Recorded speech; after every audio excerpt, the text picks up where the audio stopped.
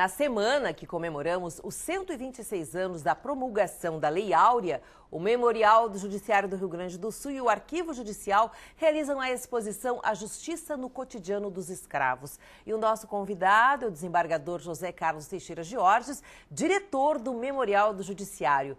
Bem-vindo, desembargador Georges, que prazer em recebê-lo, para falarmos de uma exposição tão importante. É verdade, muito obrigado, é um grande prazer estar de novo aqui, divulgando as coisas do memorial, Pois coincidiu agora com essa comemoração de 126 anos praticamente da abolição da escravatura, mas seria da lei do ventre livre, como também da comemoração da 12ª Semana dos Museus, que é uma promoção do Ministério da Cultura, a qual nós temos sempre nos adicionado, de realizar em convênio com o nosso arquivo judicial essa promoção que consiste numa longa exposição, talvez uma das exposições mais longas que vamos realizar lá no nosso espaço João Donato 100, do Memorial do Judiciário, e a par disso também a realização de um painel introdutório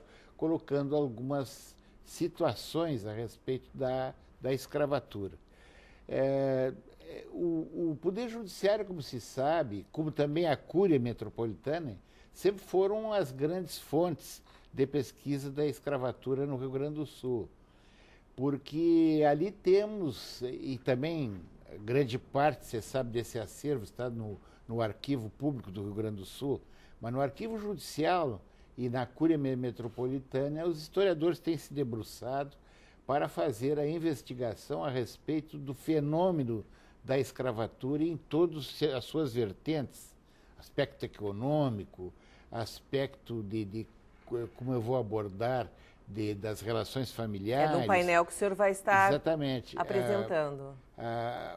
Os casamentos, a situação das famílias, a questão estatística a respeito da economia das charqueadas, a escravatura nas charqueadas, a escravatura aqui em Porto Alegre, para onde vinham os cativos depois de libertos, morar em quartos, em verdadeiros, quase que verdadeiros prostíbulos, às vezes, Então, esses documentos constituem uma fonte primária, inesgotável de informações a respeito do problema da escravatura.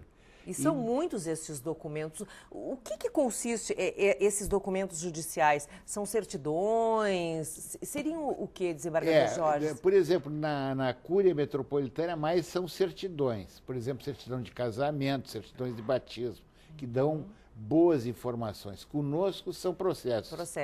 E nós temos ali processos dos mais interessantes. Nós vamos, por exemplo, mostrar alguns processos de ações de liberdade, porque através da Lei 2040, que é uma lei de 29 de setembro de 1871, foi criado um tipo de processo a fim do escravo ou da escrava buscar a sua liberdade através do pagamento de um determinado valor.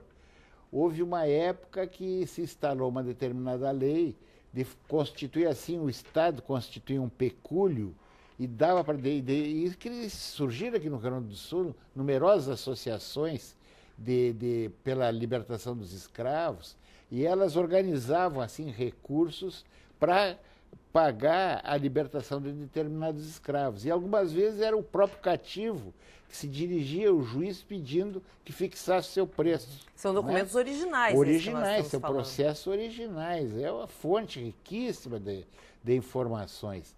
Lá nós temos, por exemplo, um processo muito interessante, que é de um escravo que foi com o seu senhor para o Uruguai. Sucede que ele morou 7 anos no Uruguai, e no Uruguai não havia escravidão. Então, lá ele era um liberto. E aí, então, quando ele veio para o Brasil, ele não quis mais voltar para o estado de escravidão, obviamente, se apresentou à justiça numa ação de liberdade, buscando isso. Existe ações de tutela, um grande número de ações de tutela, porque, embora o senhor na escravatura não incentivasse muitos casamentos, porque achava que gastava muito, Posteriormente, até por um interesse econômico, os senhores passaram a estimular que houvesse o casamento, porque diziam que com isso havia uma fixação do escravo, ele constituía uma família e ficava economicamente até mais barato para ele, né? para isso, né? E do lado do escravo, o escravo se contentava, enganosamente, porque ele achava que aquele convívio com o senhor, que seria o seu verdadeiro compadre, eles escolhiam de compadre exatamente senhores ou pessoas, eles começaram a se integrar em determinados núcleos, entrar em determinados núcleos, com isso criando condições até para ter condições financeiras para se liberar, né? Nós temos tutelas, temos um caso até bastante interessante, que é de uma escrava negra que entrou contra o réu para ser liberada porque ela era filha dele, né? Quer dizer, ele entrou, e acontecia muito isso, não é? Sim, acontecia muitos casos, né? Eu também vou citar nessa minha palestra, embora não seja o processo que está aí conosco, o ajuntamento, uma escrava que entrou contra o senhor, alegando que, como ela estava ajuntada com o senhor, ela queria liberdade. E o tribunal dava umas decisões assim que hoje são absolutamente injustas, que a gente não compreende, dizendo que não. Todo o entendimento de uma época, de né? uma época. Ela, para ser liberada, só se ela casasse ou vivesse em concubinato toda a vida com ela, né? Agora, então, é importante, quer dizer, é muito interessante realmente, se entende muito da história do Brasil, né? Nenhuma visitação de uma exposição como essa que está sendo proporcionada ao público em geral. Público em geral, inteiramente aberta, dentro dos horários normais do tribunal. E vamos abrir uma exceção, nós vamos abrir nos sábados e domingos para proporcionar à população de Porto Alegre, de interessados. Nós estamos recebendo até solicitações de caravanas, de pessoas do interior que gostariam de visitar. E nós temos um aspecto interessante, que é também uma contribuição do Museu Júlio de Castilhos, que nos emprestou alguns objetos. Entre esses objetos estão as chamadas gargalheiras, que eram aqueles ferros que os escravos colocavam no pescoço, usavam no pescoço, que se pensava, por exemplo, inicialmente, que aquilo era só utilizado pelo senhor como forma de opressão, e depois acabou a justiça também adotando como uma forma de pena, quer dizer, gargalheiras assim que realmente são para o corpo humano, para os direitos humanos, hoje uma grande agressão, né?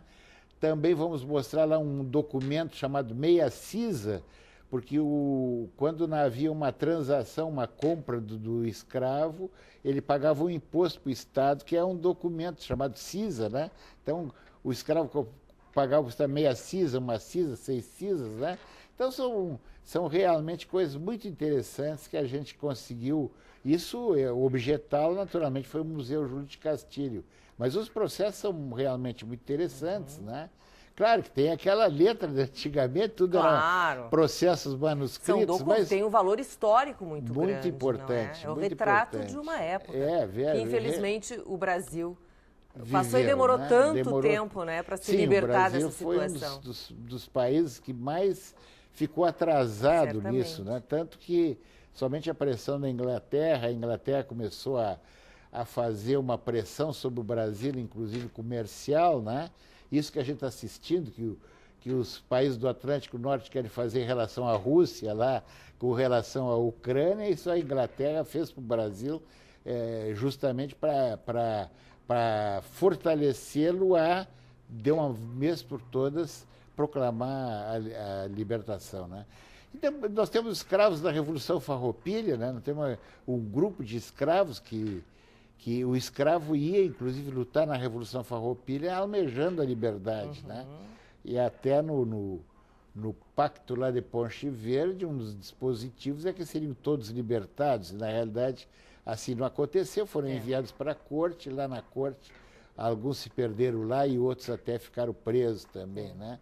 Então, o Instituto da Escravidão, Instituto Histórico, realmente enseja muitas perquisições, muitas pesquisas, e muitas coisas interessantes, né? Olha, vamos fazer um convite muito especial para os nossos telespectadores. A exposição é aberta ao público, está no Espaço Desembargador Donato João Senen, no Museu do Memorial do Judiciário, que fica no Palácio da Justiça, no Centro Histórico de Porto Alegre. Exatamente. Né? Até o dia 15 de setembro. Exatamente.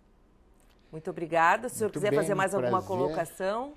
Não, claro que a abertura se dará no dia 14, né? E antes haverá um painel de abertura onde nós teremos a oportunidade de ouvir um dos maiores especialistas brasileiros, que é o professor Mário Maestre, historiador, que tem obras importantíssimas a respeito da escravidão no Rio Grande do Sul e que certamente nos brindará com interessante conferência. Tá certo. Nós tivemos mais uma vez a grata satisfação de receber aqui no Justiça Gaúcha a presença do desembargador José Carlos Teixeira de Orges, diretor do Memorial do Judiciário. Então visitem a exposição, a Justiça no Cotidiano dos Escravos. A exposição é aberta ao público. Você poderá visitar no Museu do Memorial do Judiciário, no Palácio da Justiça, no Centro Histórico de Porto Alegre, até o dia 15 de setembro.